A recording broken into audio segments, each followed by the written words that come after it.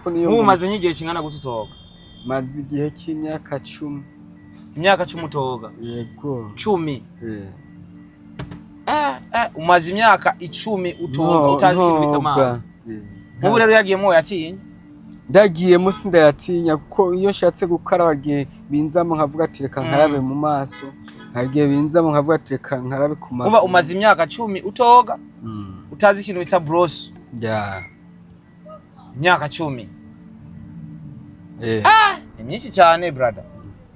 None niba urabishuka ukavuga ati none ko ntoga sishobora gutera ibibazo abandi bantu boga usanye barambunye ukundi bica bibaho rero ni bwa buzima nari nkubwiye ati hari wambwiye ati umva ikabutura imaranye igihe kingana gute? Ikabutura ndayimaranye igihe kingana gute? Ndayimaranye igihe kirenga nizirafatanye mu ngani zibiri? Ni zibiri. Kirenga nk'amezi 5. Uyifise imeze kunyene? Ndayifise. Isandare nayo? Isandare niko nayo masiku kidogo niyo bakugabiye. Niyo bangabiye. Maisha bwana. Urafise umuryango? Urafise umwana? Umwana naramwigeze n'umugore turavana. Ubu umugore ari n'ufise umwana? Sasa umwana ntuzi yari n'umugore mugabo ari mu Burundi? Sinzi. Sasa ivuka isonga mbere kama hivi nikikupa mtaji umaze gutera imbere ntuzogira basi mind uvuga ati acha hivi nishakuwa fresh, acha nitafute bibi yangu kwenye yupo na mtoto wangu kwenye yupo, vitu kama hivi.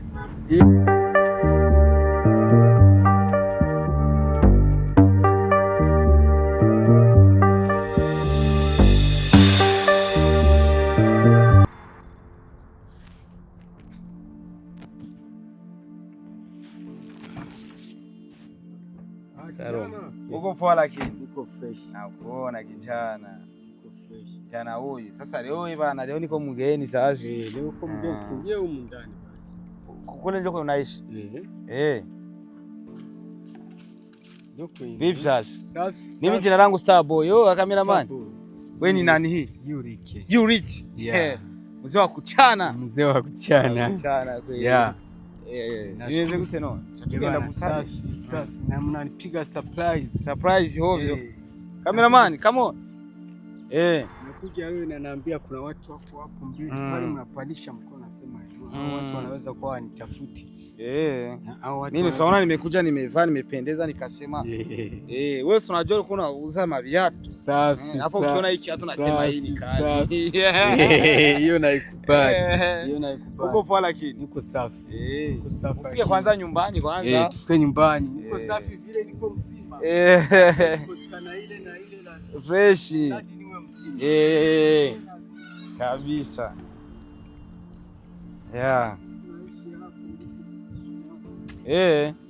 Safi sana.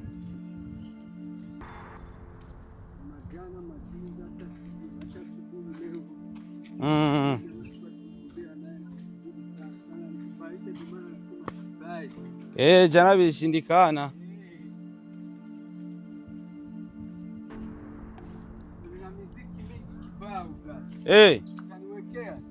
Sijali mzee. Hapo wanafuga hapa nje ndio panaonekana fresh. Ndio wakale ngamu gatutoe. Old film tura. Songo. Tusimame hapa ndio fresh. Aso sawa evis. Changi ngofero iranze biri. Hapo. Niko pamoja na Yurich. Yurich ni aje sasa? Safi. Mama anaenda. Safi, mimi nashukuru. Mama anaenda kweli. Mimi nimesema huyu kijana ni lazima nende nikamuone kwanza tukachiri naye kidogo. Hayo mazina yawe kuri ni gute? Amazina yanjye y'ukuri ni ndiho kubgayo Eric. N'umusiri hano mu Maramvya. Yego. Eric kumbure je banyita Starboy ndi mu influencer canke umuntu nyene nkunda nyene kuhereza amakuru abantu mfise ikinyamakuru bita Star TV 257 sanzo shigikira impano kandi je nsanzwe nitazira fasha Mr Fasha warafashije. Mr Fasha warafashije. Yes, ibyo nizina. Abizi ko twese warafashije. Rero muri ico gihe mu gihe twa twarafashije hagiye twifuza natwe gushigikira abandi. Navuze ati leo Yurike inabidi aone msaada wangu. Si msaada wako mimi nashukuru.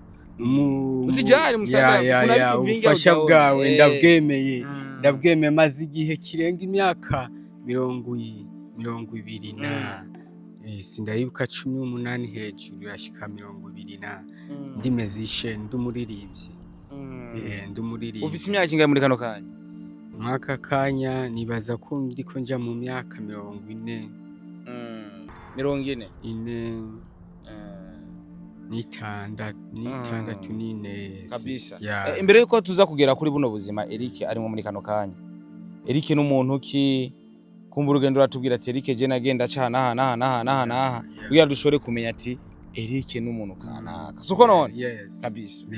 So ungene nabayeho nkiri mutonya nisanze ahantu mu ntara ya Cibitoki ndi mutonya sana hajya Cibitoki ca Rugombo muri komine Mabayi ahantu intara Agatumba bakita ngo Muhungu. So nisanga ndi mutonya nisanga nta mfise papa na mama nabo turi kumwe mu rugo bihagararenga wisanga nabo turi nyegera hanyuma ndavuga ati no agiye kigeze baranjana ku ishuri barangurura ishuri ndiga wa mbere ndiga wa kabiri hanyuma hageze wa gatatu sinzi ko sanagiranye na mwarimu ndashwana nawe. Warashwana cyane? Oya sinashwana sana ubwo hari ukuntu nyene byanshikiye ngira nawe biramushikira. Hanyuma icyo gihe ndaheba amashuri mpevye amashuri nace nza mu bintu byo kwimba izahabu hariya mu Cibitoki. Izahabu ibintu ndabibamo igihe kinini. Hanyuma hagezeho ndavuga ati no ntabwo akumvamo ko hari indi talent iri muri jewe. Ntabwo akumva ko hari talent ntabwo akumva ko hari ingabirano yindi iri muri jewe. Ndavuga ati rero reka nungurutse kubera ingabirano iri muri jewe sinshoboye ahantu ishoboye gutera imbere cyamva mu yo ntara ya Cibitoki cyane inzino mugabo ku zino na je no mu brother bari kumwe na mukiwe hanyuma nshitse ndabaho ndatangura nza nikorera ubuzi ibi by'amatelefone kuva mu by'amatelefone njya mu by'ibintu hariya kandi kazimetiye iyo kiraru. Usanzwe ufise papa na mama ubu ni kano kanya? Ubu mwaka kanya nta papa na mama afise. Nta papa na mama afise. DJ nyene maze imyaka irenga 10 mvuye mu Buganda. Warabaye mu Buganda? Mu Buganda gusa? Uri ikigandura cyiza? Nk'ubu twababwira ati abaganda tubagaranyo, abarundi abaganda tubagaranyo. Kale bagamba yanziza. Babwire ko abaganda tubakunda nyine. Kale abaganda tubagaranyo. Bazuzi barundi bafe tubagaranyo. So bagamba yanziza. Uruganda ndumanyi nafunayo no buyimbo bunjiye. Ndafise n'indirimbo nakoze mu Ruganda. Cyana basi kidogo. Kwagaranyo mukwano nkubanyo mukwano ntagara kubera nawe buri wambi nawe kwagaranyo mukwano nkubanyo ntagara kubera nawe buri wambi nawe. Iyo ndi amato sumira ngo mu gihugu cya Kenya warabaye? Igihugu cya Kenya narabaye ariko n'igihe gito. Nabaye nk'imyaka 2. Wakora ibiki? Nakora akazi ko shoes kama hizo navara kuuza kama kitu kama hiyo. Kugurisha amashoes. Yani wewe ulikuwa unauzisha ile mitumba mitumba nini? Inakaa. Ile mitumba mimi naijua. Ndio kazi nilikuwa nafanya kabisa. Sasa je rero nk'umuntu banyita Mr Fasho arafashije. So nkuko bisanzwe muravyumva mwita Yurick. Jewe muri wa mugambi wafasha warafashijwe kwego tusi turi ngaho kwera twafashije. Jewe iryo zina naragitazire kwera ko nkunda kubikora, murabizi ko maze gufasha abantu benshi, nashigikiye abantu benshi mu Kayanza barabubakira inzu. Ibyo byose sije ndabikora ariko kwera ko ijwi ryanje rigera kure byaramfashije biratuma kumbure bamwe bashigikirwa kwera ko hari ibikorwa byabo cyane hari ubuvugizi bwabo nashize hano kuri Star TV 257 rero no muvandimwe je nta kintu cyadanje mfise ariko cyo nza gukora ndaza araza kugishima namubona bamwita Yurick namusanze ahantu mu Maramvya ahantu bita mu Masazi neza na neza urabona ko maisha sio fresh kandi hari n'umuntu ariko aradukikana muri kano kanya kuri Star TV kumbura ashobora kuvuga ati hari abantu mu Burundi baba bari mu buzima butameze neza so bamwita Yurick kuno mwanya jewe ndamufata nka brother kubera ko abantu twese turi babene mugabo umwe uriya twese wabasezeye none rega ntuza kugaruka my boy yeah yo ucugaruka mu nyuma niyagaruka arababwira nikirudi narudi kama sirudi is fine it's fine it's fine kabisa numvise ngurachana unapiga hip hop ya maajabu nachana ila unapiga hip hop basi nachana kawaida unajua ukisema unachana sana chana basi kidogo hiyo kawaida tusikie niko na ngoma wanaita nimekutana mafiki wengi wenye vikwazo nikaamua kuachana nao na maisha kuanza mwanzo na sasa akili yangu iko kuru zaidi ya kucheza pool nafanya kazi nyingi na siweki pressure nataka marafiki wengi la wasiwe na pressure ila wawe na plani ya kujenga Afrika nyumbani ili uweze fika mbali na nchi za mbali wajua Afrika is number one piece wadu tafute wadu pake mafuta kwa kazi nzuri tuyofanya kwa kujenga Afrika na kufika mbali potezea mbali au wauaji wa Yurick umeshawahi kutoa muziki? Niko na muziki kama 5. Ili kuri YouTube? Niko na moja wanaita Teke. Unafise YouTube yako? Niko na YouTube lakini kwa mambo nimepitia nini mtandao simu muda mrefu sijashika. Yaani hauko update kwa mitandao. Ila ndaweza ipata ngoma iko hata jamaa yangu iko nayo hapa. Sasa kitu chenye kiko sasa jewe numvise ko umuntu ufise tara kuririmba ndavuga ati uyu muntu none mbona iko mu maisha yenyewe basi ningesaidia hata kidogo basi tuchangie hata kidogo mimi ni mtu ambaye napenda nichangie na watu juu unaona sisi wote tuko na Mungu huyu moja tu na maana zibiri zihari au zitatu sisi wote ni damu moja wewe una damu unatoka damu na mimi pia natoka damu sasa kama kwa jina yangu Mr. Fashora Fashijwe Jona ni majina yangu mimi yenyewe nimejipa mimi Mr. Fashora Fashijwe unasikia sasa mu maisha sisi wote tunakuwa tunapata tunaingizana kama majina si ndio mimi wananiita ndio kubgayo Eric ndio kubwimana Eric so nawe ni nani vile una mimi ni Mr. Fashora Fashijwe Fashora Fashijwe mimi nasaidia watu kubera ko nanje na mimi nilisaidiwa hata sasa hivi ninasema majina iko vile nakutana juzi nilikuwa Kenya niko pamoja na Natasha akanipandisha avion kwenda na ndege man twagiye ni ndege bro tulienda kuchukua tunzo kule Kenya unapajua unapafahamu sana unasikia tukaenda Eko unapajua na Kileleshwa tulikuwa Kileleshwa yani mambo yalikuwa fresh tumesaidiwa na tunazidi kusaidiwa mzee ndio maana nikajipa hiyo jina Mr. Fashora Fashijwe niko nayo wanaita peace from Africa never peace never change life you ni brother wanje bro fresh sana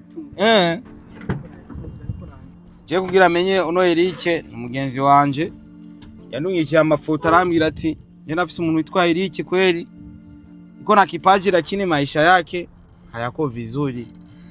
Nikasema sasa mbona sina kitu? Ni muradi basi nijitahidi basi kama ni kidogo ndatoa nitoe basi hata kidogo. Mimi ni mtu ambaye najua mu buzima ni gufashanya. Mu buzima ni gufashanya. Najua ndaza abantu bo muri Bata benshi muramuzi. Sibana kujua watu wengi mu Bata. Wananijua wengi. Urabatemberera sana. Ndabatemberera. Sasa nikaona maisha yake nikasema mie nzogira visite ndamusanga ahantu haba ndamuvugishe numvire ikibazo yagize sasa kugira wisange muri buno buzima Eric haba ikibazo giki ko numva wagiye za Uganda abantu bagiye za Uganda za Kenya banaenda kutafuta maisha kutafuta ugali tena kule pako pesa bitandukanye no mu Burundi ukienda kule unatafuta unapata pesa unajua pa Burundi kuna sawa unazuka tafuta pesa mimi unapata ile kidogo Kenya na Uganda kuna kisi Burundi hariho muzenya avantage kuja mu Burundi byagenze gute wisange mu Burundi mugihe waciye muri ivyo bihugu umva kwa dana je n'ibirato gisi birendeka ngere byagenze nashitse mu Buganda nisanga ubuzima ni kawaida. Birasanzwe. Yeah, nisanga ari kawaida. Hanyuma hari ndahaba mu Buganda. Icyo gihe nari mfise ivyangombwa vyo ngaha. Hanyuma birandagira sinzi ahantu nagize ntabwo kwimvira umuziki. Ntabwo kwimvira umuziki hanyuma cyaba mu producer bamwita Peterson. Ahantu muri Buganda. Yeah. Ahantu biti Gasubi. Arambye ati ngwino ndagukorera umuziki naho uza kuba ufise makenya. Umuziki ndaza kugukorera. Urebe ko nawe ngene uhindura ubuzima.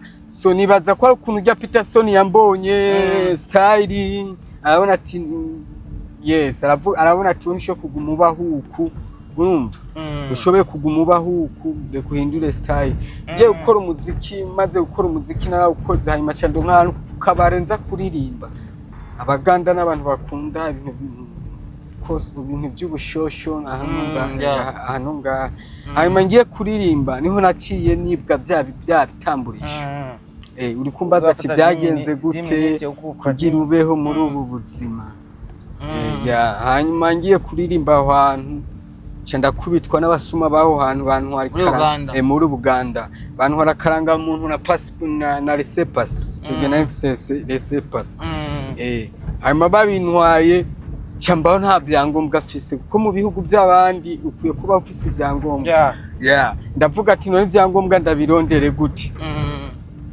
habone ko mu blaza mbona ko nshobe kubanza umuziki gukurikirana ubuzima bw'umuziki acambwa ati ndafise ahantu hari intuze shira hamwe byakira abantu batagira ibyangombwa byakira abantu babayeho nabi byakira abantu bafise ingabirano tujeyo nawe urebe ko bakwakira kiravuga ati reka ahantu ngendeyo usanga ndaharonkeye n'ibyangombwa kuko ndi ibyangombwa barabinyivye tujayo tugiyeyo ndabereka ingabirano yanjye ndisobanura baravuga ati we turakwakira cyambaho mfise ibyangombwa by'impunzi mu Buganda mbayeho mfise ibyangombwa by'impunzi mu Buganda mugabo si igihe nava ngasi navuye ngango ngiye mu Buganda aho wari mu Buganda wari wavuye muri Kenya cyangwa wari bwaje aho nari mu Buganda ntago nari bwave muri Kenya aho ntiwari bwajeyo aho sinari bwajeyo na Kenya nahumva aba blaza bavuyeyo bakavuga ati muri Kenya hameze gute no wagiye muri Kenya atavyango mufise muri Kenya nagiye ntavyo mfise bakoresha amanyanga nagiye niho ngirenda gusobanura ati byagenze guca ubuzima kugira ishika niyo story ndiko ndaguha hanyuma mbaye mu Buganda mw'ivyo by'impunzi ndagira ndavuga ati kandekane navyo ica navuga ati reka mpindura ubuzima cyamva muri mu Buganda gushika muri Kenya bo barabafata neza bakara banagaburira basi ariko sometime usanga bumvira impunzi kabisa hanyuma navuga ati ntago nabo bibandanya mu buzima reka mpindure style nje mu bundi buzima cyafata ukuguru nja muri Kenya ndavuga ati Kenya sinojayo nukuru ku mupaka wa Kenya hagoye wagiye gute waciye mu zindi ntuze wapi oya naciye ku mupaka hari umupaka wa mbere kuri Kenya urafise akayira kari pembeni ahantu bakorera amacapate haraya wabaye bucori noti oya sinacoye ubwo icyo nakoze narashitse hariya kuri boda ndagura icapate wigira ngo nakagura n'amaharage oya hanyuma ndafata n'ikinga rirankura mu Buganda riranyabutsa rinshika na Kenya gukora no wavuye mu Buganda n'amaguru mpaka ku mupaka cyamva icamva ubwo no ku mupaka n'amaguru mugabo harantu nageze cyando nka lift cinkura aho hantu ku modoka izi zitwara imizigo warukomeye amaguru naratambutse ndi muri bamwe ba kera ngo batwara impanda nambari babita impanda sinzi impamba ndavyumva shitse muri Kenya kuko naranezerewe ukuntu ahantu hose hashitse akubivuza ati turi bamwe biki wasanga umuntu akuzi ugasangana umurundi wasangana umurundi utangura kwisanga muri bene mugatangura kwisobanura mbe mu Burundi uzihehe na hehe kaganiro hari hamwe usanga n'inzu muhimwe mwarayibayemo waruzi mu blaza karinga kumba ari hariye kabisa waragiye muri Kenya numva ko wagiye n'amaguru babugeze muri Kenya numva ko wacu udandaza ibirato muri Kenya navyo birimo amafaranga ibirato muri Kenya birimo amafaranga uraronka inoti mugabo naciye njya mu kandi kazi kuko hari umublaze yambwiye ati kugira wubake ubuzima bw'umuziki kuko nisanze nduyo uranyumva ati kugira wubake ubuzima bw'umuziki mpakuhangayike mpakuhangayika uva mu birato oya camva mu birato natangwa ibirato camva mu birato icambaho mu buzima buri nk'ubw'abasazi umuntu nyene umuntu atitaho kwambara atitaho koga atitaho kwiborosa gushika n'uno munsi duhuye naruye waci ugira ubuzima bwo kutoga kutibrosa no kutambara no kutamesa nkuko uno munsi bimeze ubu rero byaragufasha ubunye koga n'ikibazo nibaza ko ubu sometime nkamwe tuko tuganira ushoboye gusanga ari inzira nanjye kuvuga ati no garuka woge no garuka ugire gute kuko niyo umaze nk'igihe kingana gute utoga maze igihe cy'imyaka 10 imyaka 10 utoga yego 10 umaze imyaka 10 utoga utazi ikintu bita amazi ubu rero yagiyemo yatinya ndagiyemo sindayatinya kuko iyo nshatse gukaraba gihe binzamo nkavuga ati reka nkarabe mu maso hargiye binzamo nkavuga ati reka nkarabe ku maguru uba umaze imyaka 10 utoga utazi ikintu bita bross imyaka 10 ni myinshi cyane brother none niba urabishuka ukavuga ati none ko ntoga sishobora gutera ibibazo abandi bantu boga usanye barambunye ukundi bica bibaho rero nuni bwa buzima nari nkubwiye ati hari wambwiye ati ubuzima bw'umuziki umuntu gwasora ingo cureka uce bagira koga ngo niho umuziki wawe ngo ni nkuko rero urabibona navuye mu Buganda nshika ngaha sinza akazi nkora gute navuye nsa nabi hanyuma nshitse nganda bara n'umugenzi ashobora kuvuga ati fata impuzu wambara ishube gusa nabandi akuguriye n'akantu mugabo cyane nk'abagenzi bashoboye kuguma babaho banyitaho ingene fungura turakuzi wewe nubeho uko fungura uryame yego ndetse no kuborego n'ubu buzima musanze none nk'ubu onye ino nta mazi bajya mu bana ntibora bishika bakoga bajya tubana yego nanjye byarakunaniye kwiga ati none abantu ko boga nta kuntu nanjye noba rimwe ndabikora mvuga ko mu iyo myaka 10 nari umuntu imbere noga buri munsi ku munsi noga mu gitondo mbyutse naroga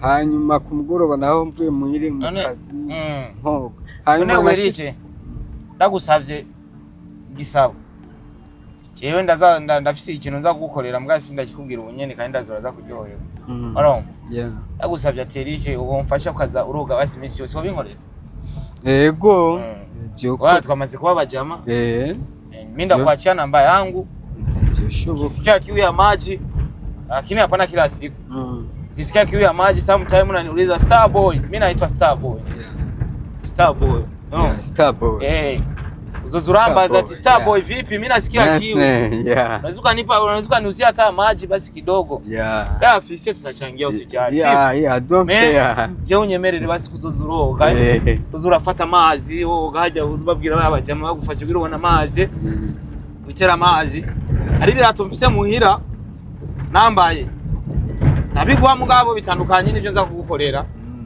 zobiguha ikindi gihe kugira ugire basi birato byinshi uzogire n'impuzu uzurakabukanya woze kugira cyo bambara izindi mpuzu sivyo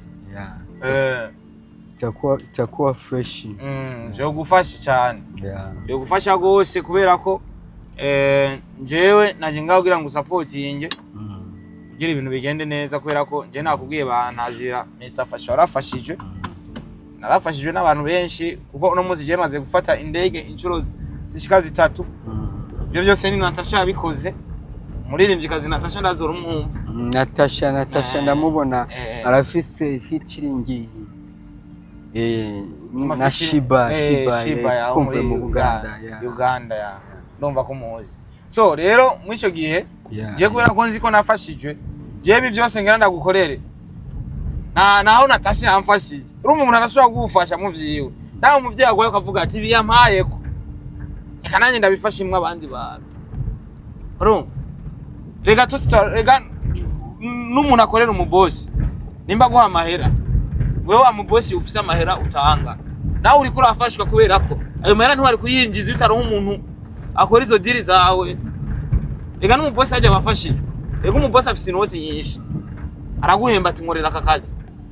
Umenye wewe uri kurakora. Iyo utakora ayo mahera umubosi ntago ari kwinjiza. Ntaye nimba kukore. Murafashanye.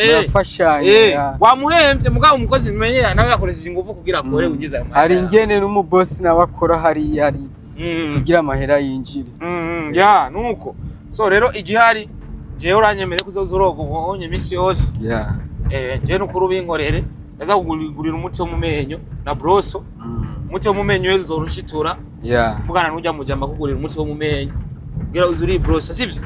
Woga impuzu jewe zogwa izo mfise ndaza gukorera ivyo nshoboye kandi nzogukorera ivyo nshoboye. Ivyo nashoboye naje zonyihanganira kubera ko nanje ngiye kuzandasaba Imana inkomezi kugira inyongerereze ku byo mfise ime vyinshi kugira ndonke nivyo nguhako sivyo?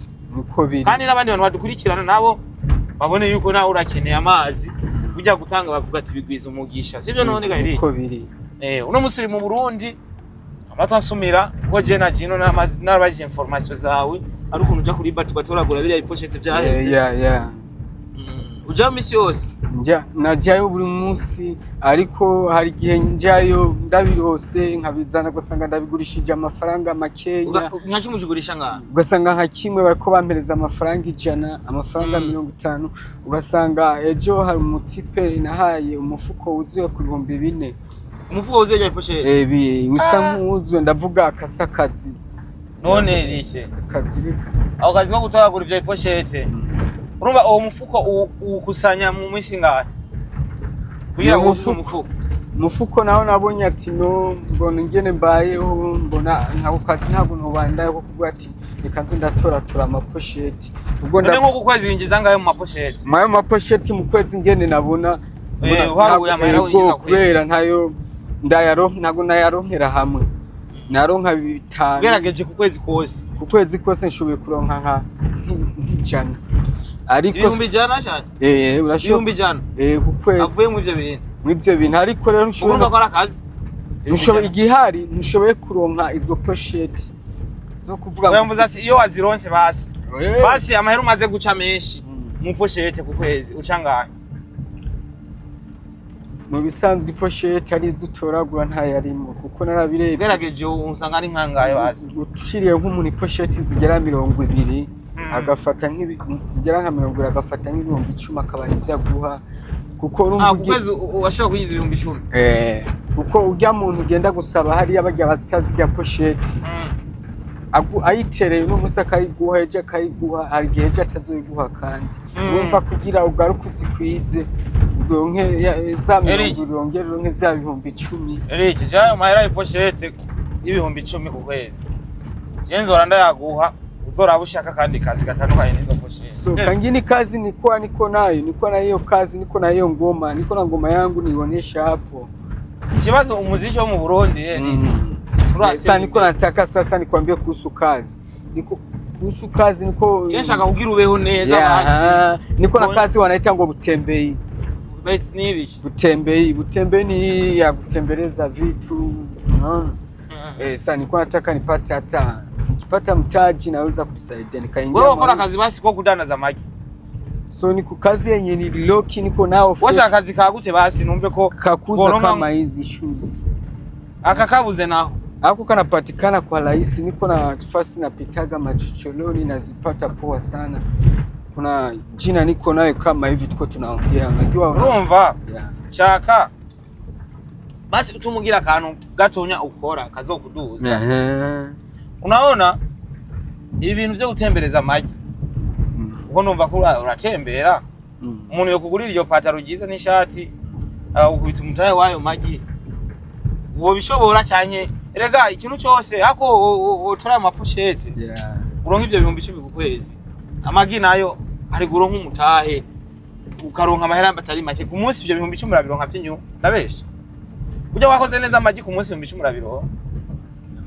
Nubwo tubara amagi basutembereza ukora ikindi kintu utembereza basi nkamenya ati Jester Boy nagiye ndondera nk'agatahe kibi bintu Eric yo bikora basi bikubesheho basi hakuzuragera muri ville acha twende na hiyo kazi acha twende na ya mayai jewe mufashije kubera canja kurondera umutahe acha twende ina uronka zobaza batembereza none uzi guteka amagi kuno bati ina jiwa acha twende canda kugurira isafuriya yo kuyatekamo uronka ino ndazi abantu badandaza acha twende nayo kazi unajua ni nini iyo onyizo gufasha gucera imbere mwayo magi usanga uruguruje utundi tuntu pale nyumbani akabutike pembeni uduki urumva ivyo bintu gasanga ejo biraguteje imbere paraporo yo kuja gutora izo pochette ku kwezi umuka 10,000 gusa mahera ni make cyane urumva urakeneye kubaho nubwo ugeze mu myaka 40 n'ugumva iyo myaka 40 si myinshi cyane mushaje urumva je ikintu nzokora ngiye kurondera ikintu bita umutahe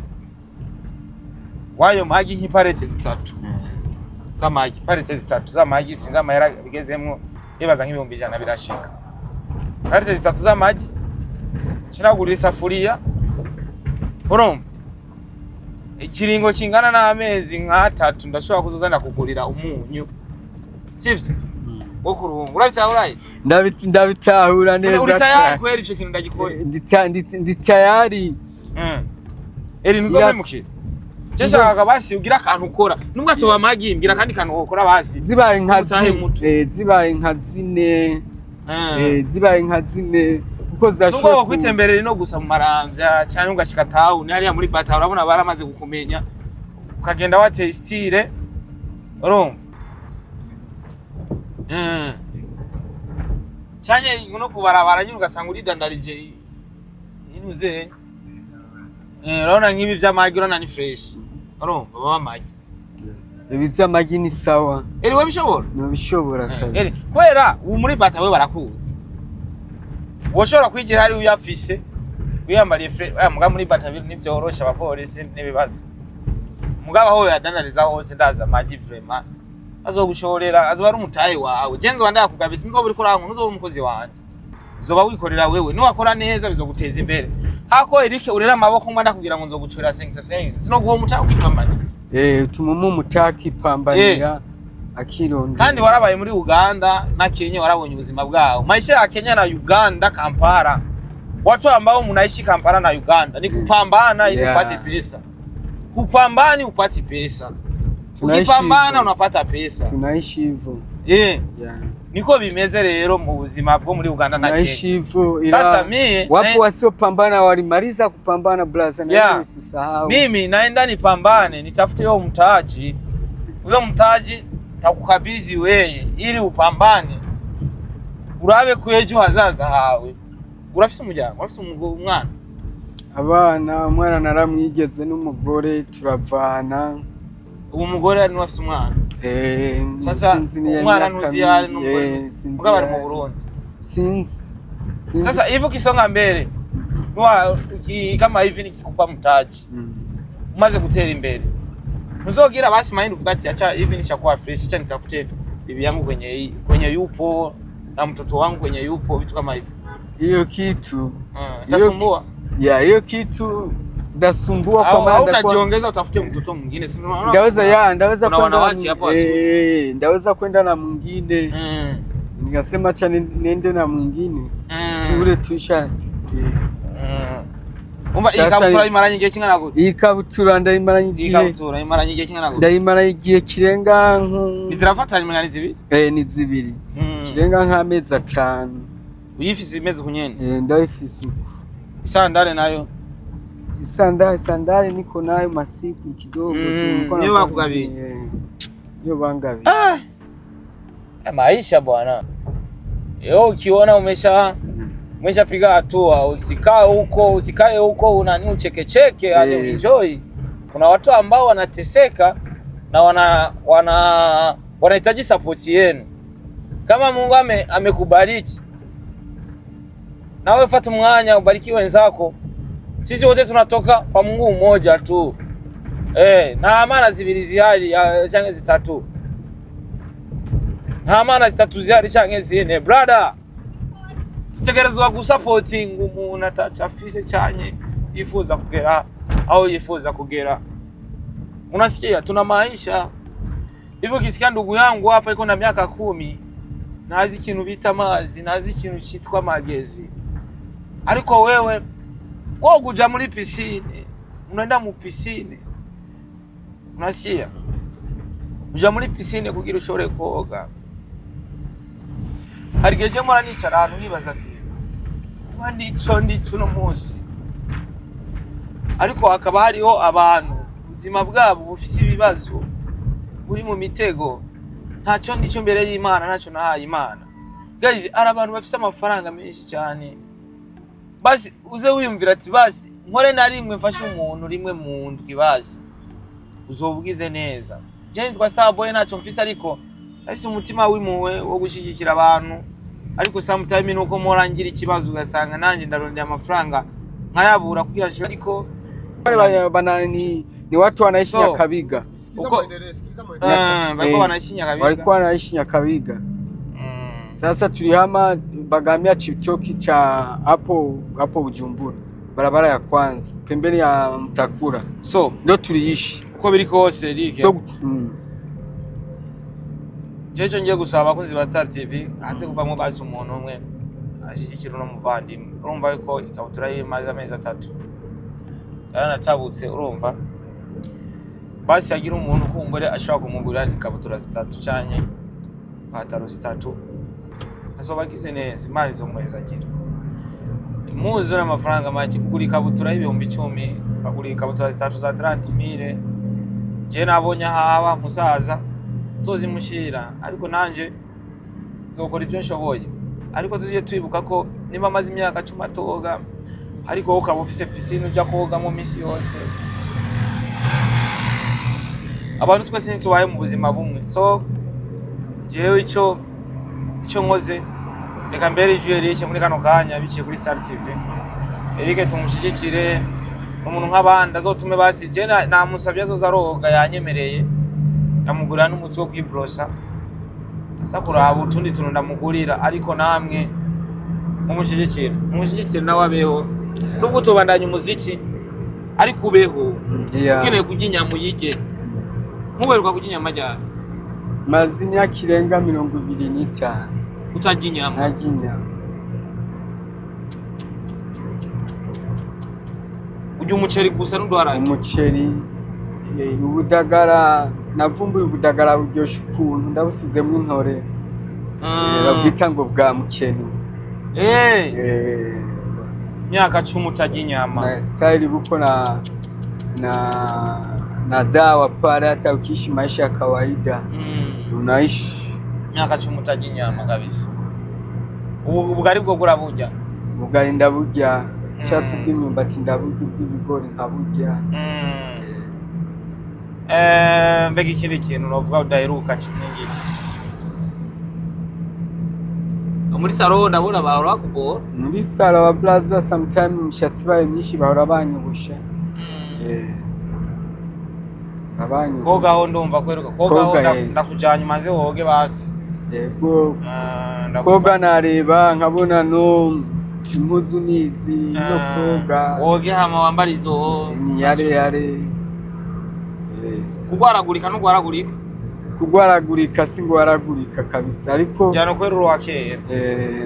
Hari hamwe umutwe undenga ngira izuba ribaye gishi.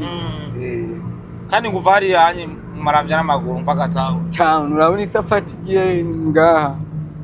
Wagenda nirege? Nirege. Hari umuntu wororonka akagwara lift basi. Hari hamwe nshora nkaronka abagenzi akambwira ati fata 2 nkaca ndo nka bisi nkagaruka ni bisi. Cenyera ndondera amafaranga nkuronderera umutahe nzoraba n'abagenzi banje nitura ati uyu mujama tumwongerereza umutahe.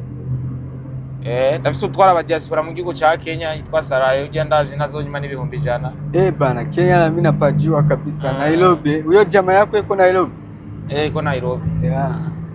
Niko na wiki moja natoka Nairobi. Sasa jecho nza kugufasha kugishimuko. Yesi ndo mugwiza tungo sinione hivi napendeza hivi. Mimi ni mtoto wa mjini. Unajua watoto wa mjini sometime. Yeah. Tunaweza kosa pesa kimavazi mzee. Nasema kimavazi lazima ukifikiwa na jamaa na kufikiria. Majuzi kuna wakati nipite hapa kuna jamaa alikuwa ni kama wewe. Kwa Satubi. Aliniita kanambia no nakukumbuka sana hapa tunafika hapo mbele. Kaambia hata naona uko na njala vibaya sana. Alichukua franga 5000 alinipa. 5000 nikafikiria nifanye nini, ila nikaona siwezi, na yeye anajifikiria. Yaani nikaona hata huyo jamaa simjui sana. Nikaona ni mtu kama tunakutana. None nk'ubu abantu bashobora kukubona tudugane ngaha Salome ririya ryari imbere abantu bashobora kukubona bashiri kukuunye nk'uko maze imyaka 10 toga sivyo utani brosa uravyumva utajya n'inyama impuzu zawe ziracafu iki n'iki bakibaza ati none uyu muntu koko ubwenge bwe buhagaze neza cyangwa arafise akabazo Eric usa n'udutomore akubwira ko yatwe ntitukoze cyane wowe urakomeye ubwenge bwawe buhagaze neza wowe ikintu cyose wowe gikora neza nta kibazo ufise genda komeye nta kibazo mfise wowe mpa ikintu cyose no gikora mu gihe gihuye n'ingufu mfise ntumikinaniza ko kinaniza numva nta kintu ukora ariko mpaye igihuye n'ingufu mfise ndakomeye sikane hatari we ariko uko biri kose Imana nimba yanungisi wawe je nta nyungu nje kurondera kuri wewe kugira ngo n'amafaranga ariko inyungu ihari ni iki ukora neza yuko zineza uyisanga imbere Misezerano rya kera handitse ati umuntu agukubise ikofe nawe murasirinde rero je ndazi yuko gukora neza Imana nayo igukorera iyindi neza cyangwa ugahura n'abandi banagukorera neza biye hivi ukinipiga ngumi na mimi nakurasa ngumi kwa ngumi ila ubu niko bimeza pana bya bindi muri Bibiliya y'ubu handitse ngo ni nagunywa nk'ibiti kofe ngako umusaya nkunda gundikurize ngundi musaya nk'ibiti kofe miye uzo nk'ibiti kofe ngaha nanjye ndakwatse ngaha igihari rero brother jewe nzoguha icyo mfise icyo nafise ntacyo nzoma mfise nafise ibirato kari bupere yine je kubera ndafise ibirato ipere zishika 30 je ndafise ibirato prema ipere zishika 30 muhira ndafise ipere zishika 30 z'ibirato kubera ko mimi mtu ambaye napenda kuvaa mwana ndafise mu nk'ipere nka 3 ntakikunda kwambara izo nshobora kuziguha kabisa uyambarire usabisi icyo uzikora kubera ko uzozuroga navyo ntibisaba urabisafisha soko none unapanguza unatumia maji nini unasafisha viatu vyako sivyo kama kawaida na kuomba kabisa unifanyie kitu cha hivyo ikintu nyinshi ndakigusavye uzozuroga nagwa ico kiratu kimesura sivyo Gonzo unaanza kukuvisita ndabu ukuntu meze nikikutana au ko fresh ibyo twavuganye ntabwo yateriko abone ibyo twavuganye ko vyakunani yawe imigenzo vyitaho nzovyitaho kuko n'umugenzi uzobubinkoreye ku mutima kuko hari ukuntu nanjye nabayeho nkabona mpagaze ukujya hagaze gutya nkabona nose nshoboye gufungura iwe wafise inzara numva nicyo kintu ukoze mu gihe umuhaye gufungura ntirazima afungura kuko nawe nicyabakeneye niko tubayeho jewe nico ngiye kugukorera icyo tugiye dukore enda gutwara ahantu maze woge sivyo maze igihe utoga tuje ngaha harufu kengi sana atangiye kuwa ya moto woge sivyo eje koga cyangwa muri saro bakumwe fresh bakuchore yo mandevu yako vizuri bishaona bakishamaliza kukuchora yo mandevu hini kuzie mavazi kiato kikali nina kiato nimetoa Kenya nimenunua 1400 sasa mbona niko na ngoma ambayo inanikela kikweli tunaambia usijali hiyo ngoma kuna mtu ambaye iko anatufuatilia hapa takusaidi lazima wote asema hiyo yote itatoka lakini inabidi tutoe munjia bimoja unajua tena ni aina noma alafu ni kuzie mavazi na kuna kiato nimekuletea nimetoa Kenya twende na tukule nyama siko na miaka mingi kule nyama niko na miaka mingi kabisa nikuwebe ukule nyama piko fasi banapaita kwa Zaza Food hapa Vuiza barabara ya 7 twende pale ukule nyama unapendeza unavaa kiatu chako kikali na suruali na shati na harufu ishabadilika wakutinde hiyo mandevu yako kipara wakutilie unasikia usijali mzee tutoke kwanza mgari kidogo vingine unajua hiyo Hiyo naona leo change life. Ya hiyo naona leo nimebadilisha maisha, naenda kubadilisha maisha.